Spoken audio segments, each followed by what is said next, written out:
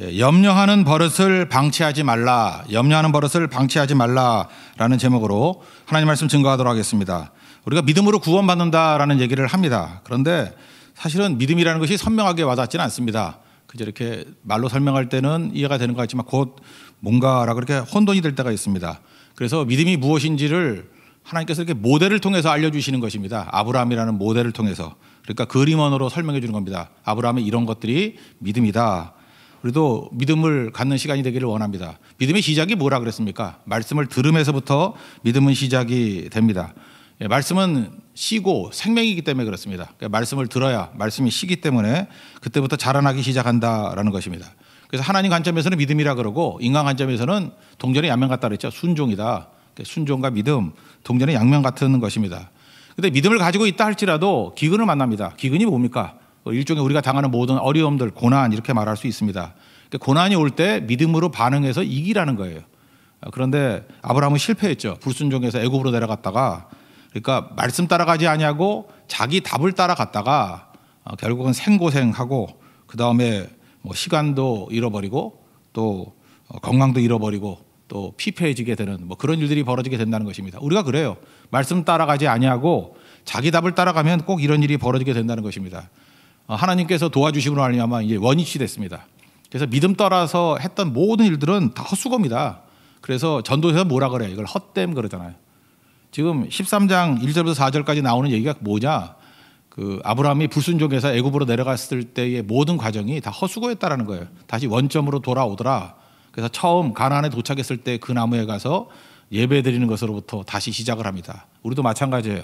믿음 떠나서 내 멋대로 살았던 모든 것들은 사실 허송세월입니다. 다시 원점으로 돌아가는 것이 결국은 최선인 거예요.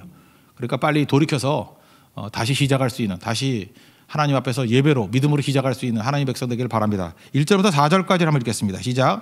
아브라함이 애굽에서 그와 그의 아내와 모든 소유와 롯과 함께 네겝으로 올라가니 아브라함에게 가축과 은과 금이 풍부하였더라. 그가 네겝에서부터 길을 떠나 베델에 이르며 베델과 아이 사이고 전에 장막 쳤던 곳에 이르니 그가 처음으로 제단을 쌓은 곳이라. 그가 거기서 여호와의 이름을 불렀더라. 그러니까 하나님을 믿는다는 외적 표현이 예배거든요. 근데 애굽에 내려갈 때는 먼저 믿음이 없고 하나님도 없고 그러니까 예배도 없죠. 돌아와서 제일 먼저 회복한 게 무엇입니까? 하나님을 찾고 믿음이 회복되고 그러니까 결론은 뭐예요? 예배가 회복되더라. 이게 다시 시작하는 것입니다. 그래서 예배를 떠난 모든 사람들 사실은 다 헛수고라는 거예요. 원점으로 돌아와서 예배로부터 우리 인생을 풀어갈 수 있는 하나님의 종 되기를 바랍니다. 아브라함은 비싼 수업료 치렀습니다. 그 하나님 예배 떠나고 말씀 떠나서 갔을 때 아내도 잃을 뻔했고 자기도 죽을 뻔했잖아요. 우리 인생이 그래요. 자기 딴에는 답이라고 찾아가는데 탕자와 똑같이 거기 비전이 있다고 생각하잖아요. 결국은 거짓에서 돌아오는 겁니다. 돼지가 먹는 쥐염염에도 주는 자가 없을 때 돌아오는 거예요. 그게 용기입니다. 다시 예배로부터 시작할 수 있는. 그러면 다시 성장하게 된다는 것입니다. 오늘 13장에 나오는 얘기는 뭐냐면 믿음이 기근도 만나지만 믿음이 갈등도 만난다는 것입니다. 이 갈등이 일어났을 때 그것도 믿음으로 해결하는 것, 그게 믿음 성장에 필요하다는 거예요. 그리고 갈등이 왜 생기는 것입니까? 한번 생각해 보세요. 믿음이 있는 사람끼리 모여 있어요. 우리 교회 같은데. 믿음이 있는 사람끼리 모여 있으면 갈등이 없나요? 갈등이 있습니다. 갈등이 있는 이유는 뭐냐? 근본적으로 얘기하면은 가깝기 때문에 그렇습니다. 갈등은 누구하고 생기죠? 멀리 있는 사람과 생기는 게 아니라 가까이 있는 사람끼리 생기는 겁니다. 지금 갈등이 제일 심한 사람이 사실 지금 옆에 누구 없지만 그죠? 이렇게 옆에 있는 사람이에요. 가족들이에요. 친한 친구들이에요. 같은 교인들이에요. 왜? 가깝기 때문에. 갈등은 가까운 데서 일어나게 된다. 이거를 먼저 알아야 된다라는 것입니다. 그래서 우리 할머니하고 손녀 친하잖아요. 근데 가까이 지내니까 싸우더라고. 내가 할머니하고 손녀하고 싸우는 거 봤어요. 왜 그래요? 가까우면 싸우는 거예요. 근데 멀리 계셔서 1년에 2차례 인사 갈 때는 절대 안 싸워요. 그죠? 이렇게 용돈 주고 그러죠. 그러니까 여러분들 가까이 있는 사람들 사이에 갈등이 있다는 거 잊지 말고 믿음은 뭐예요? 그걸 이겨내는 거예요. 그것 때문에 믿음이 성장하는 거라고. 그래서 믿음이 있는 사람들은요. 가까이 있는 사람과의 갈등을 풀어나가기 시작합니다. 잘 보면 가까이 있는 사람과의 관계가 안 좋은 사람들이 있죠. 그럼 또 피해가요. 멀리 있는 사람이 좋은지 알고. 또 가까이 지내면 또 갈등이 일어난다니까요. 그러니까 평생 친구 하나 없이 가까운 사람 하나 없이 그냥 원수 같은 사람들 주변에서만 사는 이유가 뭐냐? 믿음이 없기 때문에 그래요. 믿음은 그거를 이겨내고 풀어나가는 과정이라는 것입니다. 그러니까 가까운 건 무조건 갈등이 있다. 이걸 전제로 깔아야 된다는 것입니다. 가까우면 왜 갈등이 있을까요? 비교가 되니까. 여기 보니까 풍부해졌죠. 모든 게 풍부해졌습니다. 롯도 부자 되고 아브라함도 부자 되고. 그러니까 옛날에 가난할 때는 비교할 게 없잖아요. 뭐 다 가난하니까 뭘 비교하겠어요. 근데 가축이 늘고 막 이러다 보니까 풍부하기 때문에 나타나는 비교 의식 그런 게 있다라는 것입니다. 그래서 마음 가운데 저 조카가 왜 저러지? 뭐 이런 마음도 있고, 우리 삼촌이 왜 자기만 더 양이 많지? 뭐 이럴 수도 있겠죠, 마음속에. 근데 밑에 있는 사람들은요, 기가 막히게 윗사람들의 마음을 읽어냅니다. 그래서 밑에 있는 그 목자들이 잘못된 보고를 막 하기 시작하는 거죠. 예를 들어서 뭐 상대를 비난하거나 욕하거나 뭐 이렇게 얘기를 해요. 근데 보니까 주인이 가만히 있거든. 그러면 저게 주인의 본뜻이구나 이렇게 이해한다는 것입니다. 그리고 또 갈등을 증폭할 만한 얘기들 자꾸만 해요. 그런데도 불구하고 화도 안 내고 그냥 잘 받아주고 있거든요. 그러니까 결국은 자기 마음을 읽어서 누가 얘기해 주는 거예요. 우리 많은 사람들이 야가 빠져가지고 뭐 내 생각이 아니고 누가 얘기해 줬기 때문에 그렇다. 아니에요. 들어주고 있다는 건 뭐냐면 동의한다는 뜻이거든요. 그러니까 아브라함의 목자나 롯의 목자들이 서로 나쁜 정보 막 넣겠죠.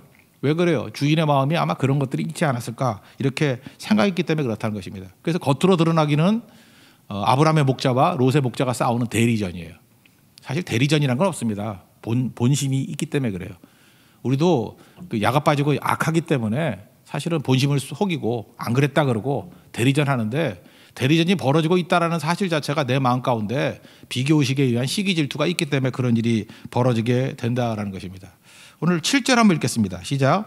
이러므로 아브라함의 가축의 목자와 롯의 가축의 목자가 서로 다투고 또 가나안 사람과 브리스 사람도 그 땅에 거주하였는지라. 저는 그래서 이게 중요하다고 생각을 해요. 교회 안의 싸움이 일반 싸움보다 더 많습니다. 그럼 우리 그러죠. 예수 믿는 사람들이 싸움질은 더 하냐고. 근데 이유가 뭐냐면 가까워서 그래요? 친해서 그래요? 우리는 서로를 뭐라 그래요? 형제, 자매 그러잖아요. 그러니까 싸우지. 그죠? 누구 씨 그러면 안 싸울 거야. 그죠? 만약 교회가 싸움을 줄이려고 그러면 뭐 무슨 씨 이렇게 부르면 싸움이 아마 줄어들 것 같아, 제 생각에는. 그러니까 형제 자매거든요. 진짜거든요. 형제 자매이기 때문에 더 가까워서 믿음으로 극복하지 못하면 더 싸우게 돼 있다는 것입니다. 근데 여기 보니까 그 뒷부분에 또 가나안 사람과 브리스 사람도 그 땅에 거주하였더라. 이게 무슨 뜻이에요? 이방인들이 보고 있었다 그런 얘기죠. 그러니까 웃기는 사람들이죠. 어디서 멀리서 외지인들이 와가지고 뭐 제단 쌓고 뭐 예배 드린다 그러다가 갑자기 사라졌어. 애국 갔다 왔죠. 또 돌아오더니만 좀 뭐가 늘었어. 그랬더니 서로 자기 거라고 싸우고 있어. 웃기죠. 세상 사람들이 볼 때 그러지 않겠어요? 뭐 교회에 이렇게 십자가 세워놓고 자기들끼리 뭐 찬송 부르고 또 다니면서 예수 믿으라고 전도하고. 근데 보니까 또 지들끼리도 싸우고. 그런 거예요, 교회가. 왜 그렇습니까? 믿음으로 극복하지 못하면 꼭 이런 일이 벌어지게 된다는 것입니다. 그러므로 친하다라는 것만 갖고 되진 않아요. 그래서 교회가 예배가 있고 교제가 있죠. 근데 예배가 약화되고 교제만 너무 커지다 보면 그것이 좋은 게 아니고요, 다툼의 갈등의 원인이 된다는 것입니다. 그래서 언제나 예배가 강화돼야 돼요. 예배가 훨씬 커져야 되고, 예배 없이 교제만 하겠다고 오면 교회에 말아먹게 된다는 것입니다. 이거 다툼이 일어나게 된다는 거예요. 사실은 뭐 하나를 포기한다 그러면 교제를 포기해야 돼요. 오로지 예배만 드리고 그러면은 일은 못할지 모르지만 일단 하나됨이 있게 된다고요. 그리고 예배보다 작은 모습으로 교제가 이루어져야 건강한 모습이 된다는 것입니다. 그런데 교회가 예배가 약화돼 버리죠. 그러면 만나기만 하면 문제가 생긴다는 거예요. 이게 갈등의 원인이 그래서 생긴다라는 것입니다. 그러므로 이거 해결해야 될 거죠. 어떻게 해결해야 되겠어요? 믿음으로 푸는 거죠. 이거 여러분 갈등이 있습니까? 이제 믿음으로 풀어야 돼요. 푸는 방법이 뭐냐? 믿음이 강한 사람이 먼저 가야 된다는 것입니다. 8절을 보니까 아브라함이 롯에게 이르되, 누가 먼저 갔어요? 아브라함이 먼저 갔습니다. 왜 그랬을까요? 우리 같으면 윗사람보다는 아랫사람이 먼저 와가지고 사과해야 되는 거 아닙니까? 근데 윗사람이 먼저 갔어요. 윗사람이라기보다도 믿음이 있는 사람이기 때문에 그런 거예요. 여러분, 사람에게는 이 자아라는 게 있고 에고라는 게 있고, 또 다른 말로 하면 자존심이라는 게 있어요. 근데 믿음이 있는 사람들은 Not I but Christ, NIBC, 나는 죽고 예수로 사는 거죠. 나는 아니고 나는 예수님을 긍정하는 거죠. 내가 아니고 예수님이다잖아요. 그러니까 내가 죽으니까 자기 중심이 깨지는 거죠. 그러니까 자존심이 그리 강하지 않아요. 내 안에 사느니 예수니, 주 예수 그리스도니, 그리스도니 이렇게 된다고요. 그러니까 자존심이 작기 때문에 먼저 찾아갈 수 있다고요. 반면에 믿음이 없는 사람의 특징이 무엇입니까? 믿음이 없으면은 자아가 엄청 커져 있거든요. 자기가 자기를 지켜야 되잖아요. 그래서 자존심을 건드면 죽음을 느끼는 것 같이 느껴져요. 그래서 자존심이 강한 사람들이 사실은 약한 사람들인데 믿음이 없거나 또는 열등감이 있는 사람, 뭔가 내가 부족하다 그래서 열등감 있는 사람들이 자존심 건들면 칼 들고 나오죠. 그러니까 믿음이 강한 사람이 해야 될 일이 뭐냐면 자기는 자존심이 작잖아요. 그러니까 뭐든지 먼저 가야 된다는 거예요. 그래서 믿음이 강한 자 먼저 가라고 얘기하잖아요. 신약성경에도. 그러니까 믿음은 자아를 죽이고 예수로 사는 사람이기 때문에 먼저 갈 줄 알아야 된다는 것입니다. 그리고 아브라함의 지혜가 뭐냐 하면은 잘잘못을 따지지 않았다라는 것입니다. 또 8절에 뭐라 그래요? 우리는 한 친족이라. 나눠주에 보니까 친족의 동의어가 뭐예요? 형제라. 그러니까 같은 걸 얘기하고 있는 거죠. 그러니까 갈등을 해소할 때 우리도 잘잘못 따지면 안 돼요. 이 잘잘못이라는 거는요, 이 관점에 따라 틀린 거거든요. 한번 생각해보세요. 다 진리예요. 근데 관점에 따라서 맞을 수도 있고 틀릴 수도 있는 거죠. 예를 들어서 그 유교적인 사고방식을 받아들인다 그러면 장유유서. 그럼 무조건 아브라함이 옳은 거죠. 아브라함은 자기 걸 주장한다면 장유유서 이런 걸 주장한다 그러면 롯이 틀린 거죠. 반면에 롯이 들고 나오는 건 뭐냐 하면 사실관계 또는 합리성.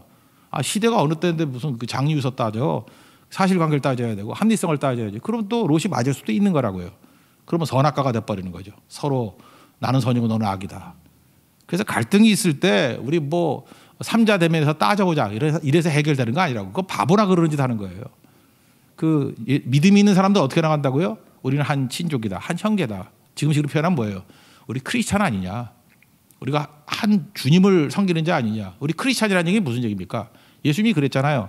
내가 건강한 사람 위해서 온 거 아니고 병든 자 위해서 왔고, 내가 의인 위해서 온 게 아니라 죄인 위해서 왔다. 우리 누구예요? 병자고 죄인입니다. 그러니까 병자가 죄인이다. 이거 들고 나가면 갈등이 사라진다는 거예요. 똑같은 죄인인데, 똑같은 병자인데. 10명의 나병 환자가 있었죠. 나병이라는 병이 있을 때는 하나로 뭉쳤죠. 낫고 나니까 사마리아 사람만 떨어져 나오잖아요. 그죠? 그러니까 그 하나로 합쳐지기 위해서 뭐예요? 뭐 또다시 병에 걸려야 되나? 예, 그런 거죠. 병자의식. 내가 죄인이라는 거. 그럼 하나됨을 이룰 수 있다라는 것입니다. 야곱과 에서도 마찬가지죠. 20년 동안 뭐 형 무서워가지고 벌벌 떨다가 돌아올 때 야복강가에서 하나님 앞에 간절히 기도했더니 하나님께서 에서에게 무슨 마음을 줬어요? 형제의식을 줬잖아요.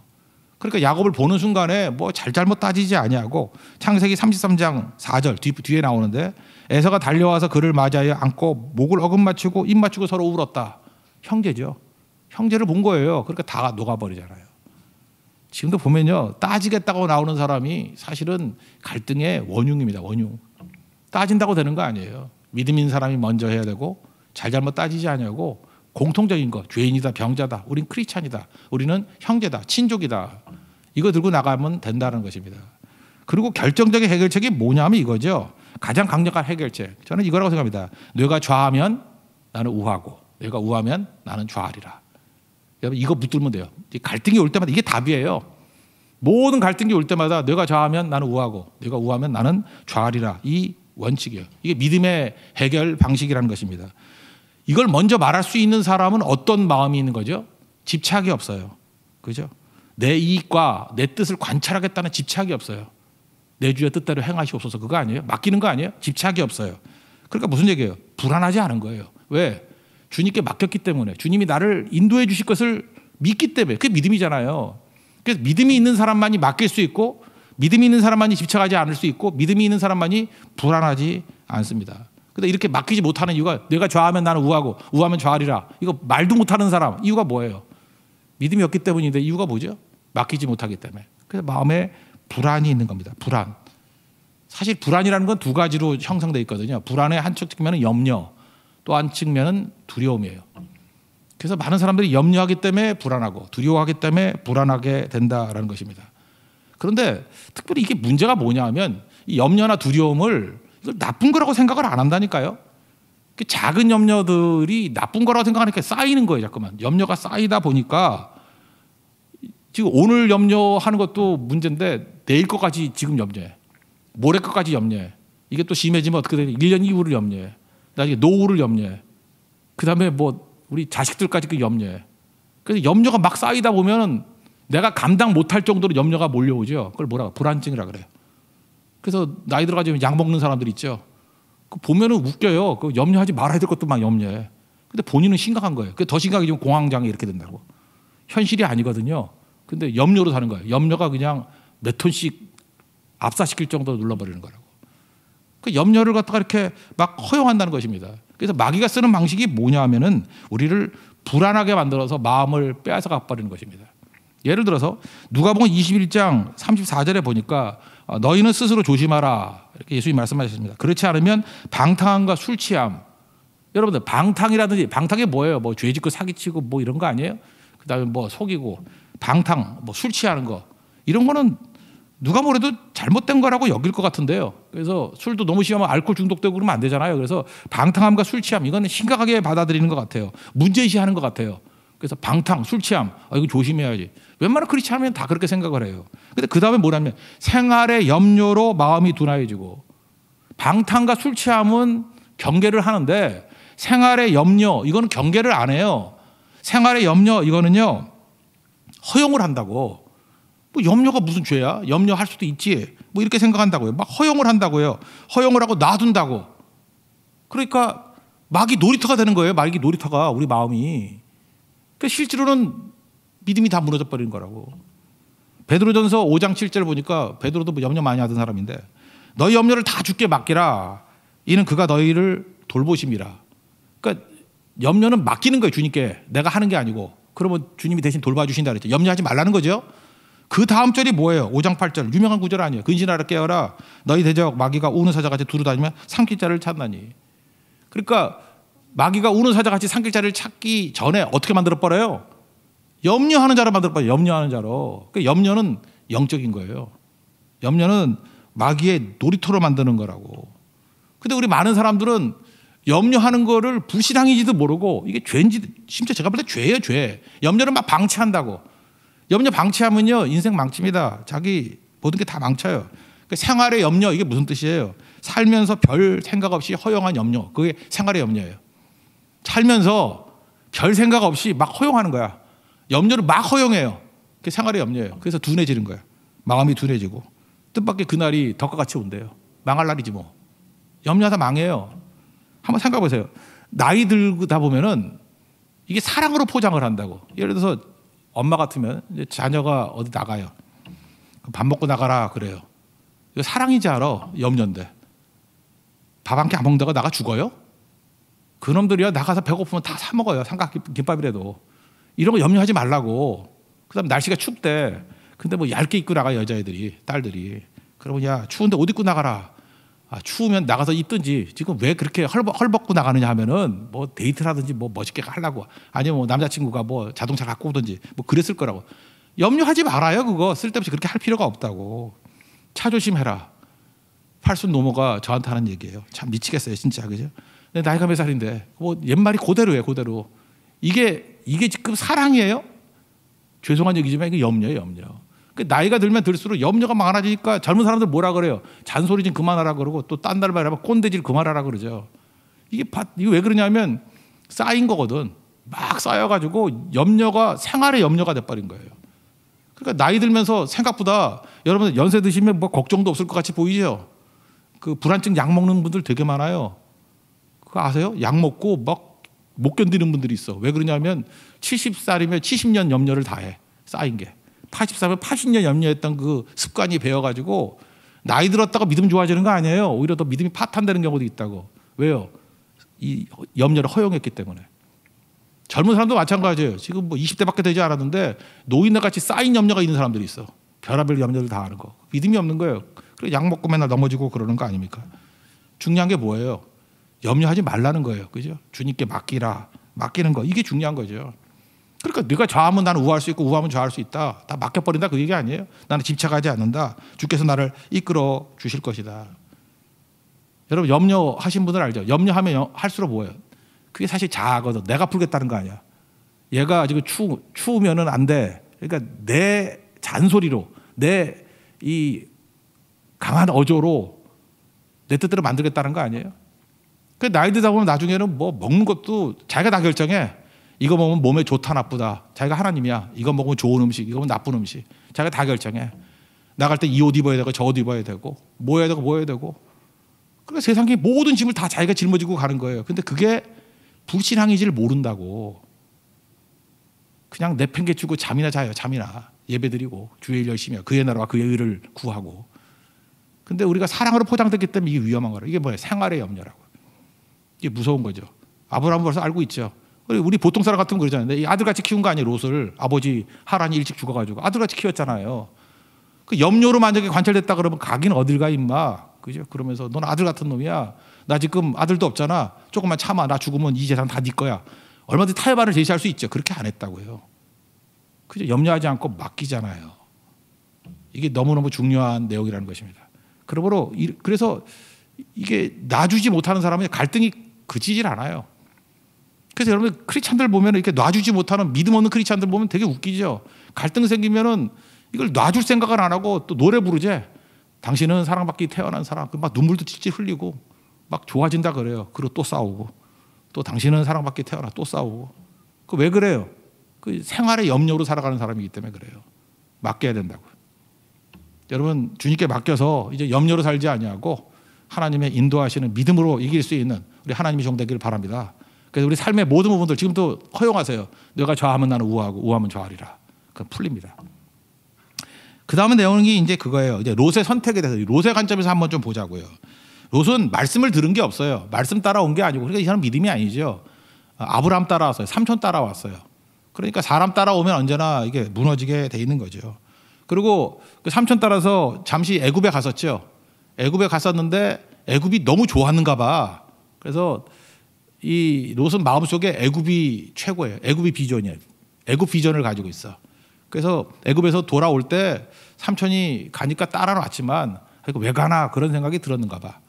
근데 내가 좌하면 우하고 우하면 좌하리라 그랬더니 우리 10절에 보니까 소돔을 봤어요. 소돔을 봤더니 거기가 여호와의 동산 같고 애굽 땅과 같았더라 이런 표현이 나와요. 그러니까 무슨 얘기예요? 여호와의 동산은 뭐죠? 에덴 동산 아니에요. 근데 에덴 동산 이퀄 뭐라는 거예요? 애굽이라는 거예요. 이게 참 무서운 얘기거든요. 여호와의 동산 같고 애굽 땅과 같았더라. 그러니까 이 롯의 머릿속에는 애굽 땅이 파라다이스인 거예요. 그래서 애굽 땅 비슷한 곳을 찾아간 게 어디예요? 소돔이라고. 10절 한번 읽겠습니다. 시작. 이에 롯이 눈을 들어 요단 지역을 바라본즉 소알까지 온 땅에 물이 넉넉하니 여호와께서 소돔과 고모라를 멸하시기 전이었으므로 여호와의 동산 같고 애굽 땅과 같았더라. 그러니까 뭐예요? 화려한 거 찾아간 거죠. 애굽의 비전을 가지고. 롯은 몸은 가나안으로 왔지만 마음은 여전히 애굽에 있었다라는 거예요. 그래서 선택의 조건이 뭐예요? 화려함. 화려함에 속으면 안 되는 거죠. 우리 예수 믿는 사람도 마찬가지예요. 예수를 믿는데도 불구하고 롯과 같이 믿는 사람이 있어요. 예수를 믿고 하나님을 믿는데 여전히 내 마음 가운데 천국은 뭐냐? 애굽이야, 애굽. 그래서 하나님의 능력으로 애굽을 찾기를 원하는 거예요. 하나님께서 은혜를 주셨죠. 나한테 먼저 선택권을 주네. 어디 갈래? 그랬더니 화려한 애굽 같은 소돔을 골랐다고. 참 이게 문제죠. 나중에 유황불로 망할 땅인데. 그 다음에 얼마나 오래죠. 그 아내는 뭐 소금 기둥 내버리고 두 딸 사이에서 뭐 근친상간으로 모압 족속과 암몬 족속 나오고 막 그러지 않아요? 이게 뭐 난장판이죠. 롯이 얼마나 부끄러운 인생을 살아요. 깨진 인생을 살아요. 왜 그렇죠? 이 잘못된 비전을 따라가기 때문에 그렇다라는 것입니다. 반면에 아브라함은 말씀 따라가잖아요. 이제는 여기 성공하죠. 이전에 기근 때문에 넘어졌던 것을 통해서 한번 업그레이드 했죠. 믿음이. 이제는 어떻게 해요? 눈에 보이는 것 따라가. 이 눈에 아무 증거 아니 보여도 믿음 가지고. 믿음이 뭐예요? 약속 붙들고 나가잖아요. 그러니까 담대한 거죠. 그러니까 능히 이기지 않습니까? 이게 차이점이라는 거예요. 우리 14절부터 17절까지 보겠습니다. 이렇게 믿음의 결정을 내리면 꼭 하나님이 나타나셔서 다시 말씀해 주십니다. 14절부터 17절까지 읽겠습니다. 시작. 롯이 아브람을 떠난 후에 여호와께서 아브람에게 이르시되 너는 눈을 들어 너 있는 곳에서 북쪽과 남쪽 그리고 동쪽과 서쪽을 바라보라. 보이는 땅을 내가 너와 내 자손에게 주리니 영원히 이르리라. 내가 내 자손의 땅에 티끌같이 되게 하리니 사람이 땅의 티끌을 능히 셀 수 있을진데 내 자손도 세리라. 너는 일어나 그 땅을 종과 행으로 두루 다녀보라. 내가 그것을 내게 주리라. 여기 함부로 얘기하면 동서남북이죠. 동서남북. 동서남북이 뭐예요? 세계라는 거죠. 눈에 보이는 거 포기했더니 하나님께서 더 큰 거 3개를 주신대. 3개를. 그런 거예요. 여러분 눈에 보이는 거 뭐 맨날 뭐 40평짜리 아파트 50평짜리 아파트 그거 구하지 말고 3개를 주신다고 하나님이. 그러니까 눈에 보이는 게 작은 거예요. 소돔 거기서 뭐 얻은 것 같이 보이지만 잃은 게 더 많잖아요. 다 잃어버렸잖아요. 롯은. 그런데 하나님의 말씀 따라서 믿음 따라 약속 붙들고 나아가면 다 준대요. 3개를 준대요. 그게 얼마나 중요한 것이겠습니까? 옛날에 이게 믿음의 사람들, 옛날에 그 전혜성 여사라고 미국 가가지고 뭐 아이들 뭐 잘 키웠다는 분이 있지 않습니까?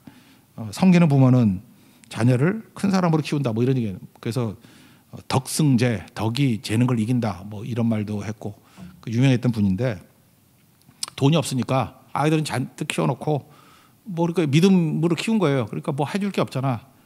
그러니까 이런 어머니가 참 필요한 것 같아. 줄 게 없으니까 돈은 줄 게 없어.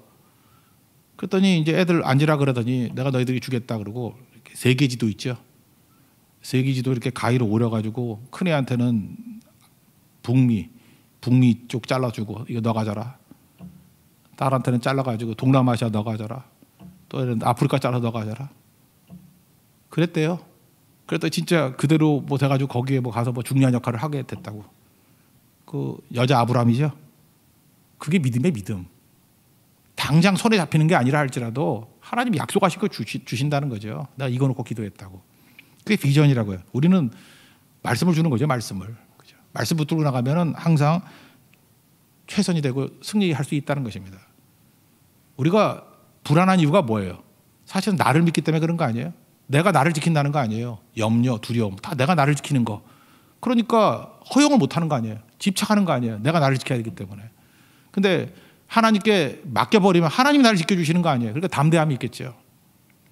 가나안 농군학교 있죠? 김영기 장로님. 저는 이분 참 좋아해요. 왜냐하면 그 벽에다가도 조국이 안심하라.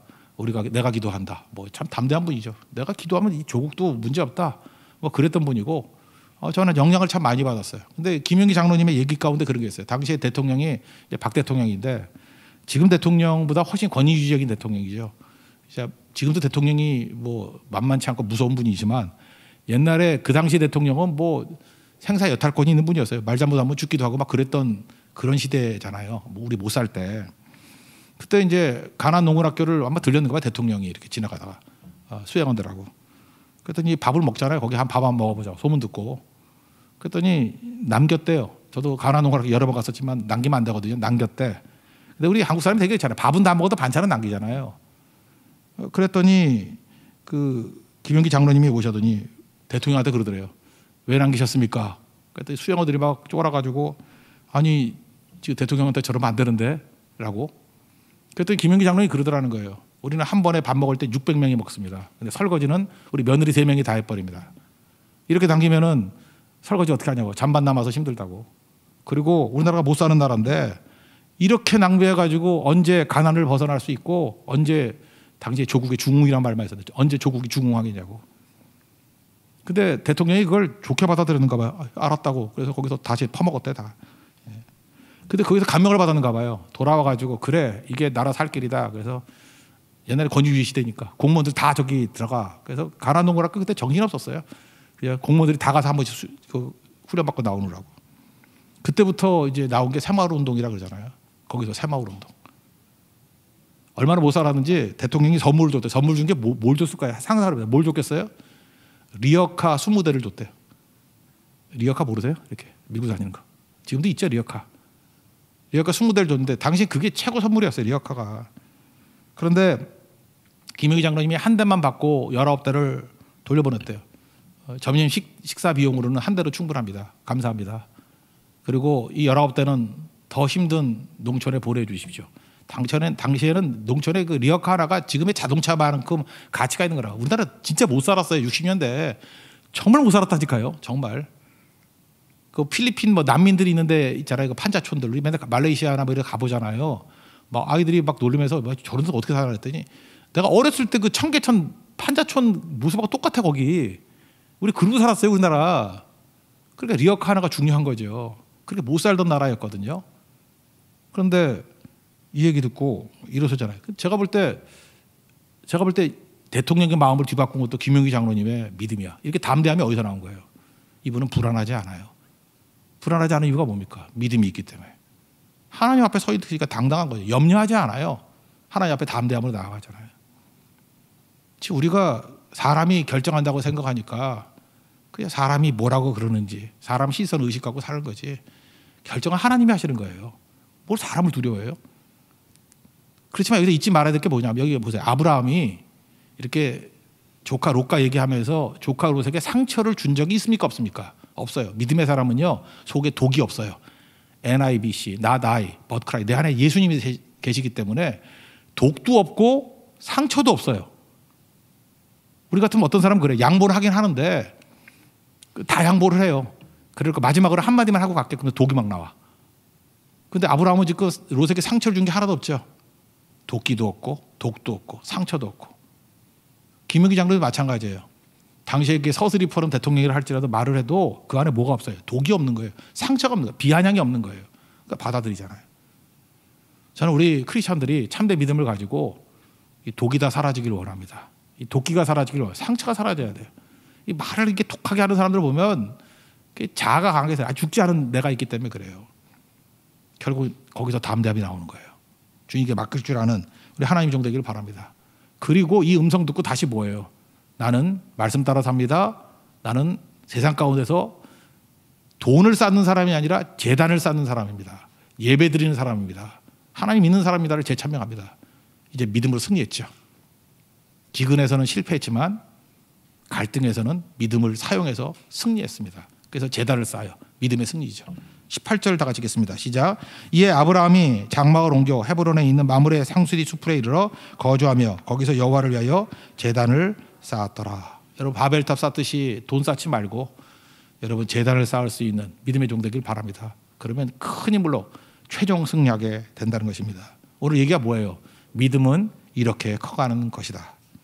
기근을 통해서도 커가고 갈등을 통해서도 커간다. 단 조건은 뭐예요? 믿음을 사용하라. 그걸 뭐라 그래요? 순종이라 그러고. 믿음을 내팽개치고 자기 답을 따라가는 것을 불순종. 불순종의 길은 허송세월이에요. 뺑뺑 돌다가 제자리. 롯도 마찬가지죠. 이렇게 개고생하다가 생고생하다가 나중에 아브라함 때문에 원점으로 돌아오는 거. 헛된 인생 살잖아요. 믿음 아닌 것은 다 헛됨입니다. 여러분 당장 믿음으로 돌아오고. 믿음으로 돌아오는 게 뭐예요? 하나님 찾는 거고. 하나님 찾는 게 뭐예요? 그게 예배의 삶이에요. 제단을 쌓는 삶. 제단을 쌓는 삶을 통해서 하나님께 맡기고 승리 이끌 수 있는 믿음의 종 되기를 축원합니다. 자리에서 하겠습니다. 내 삶은 주의 것 찬양하겠습니다.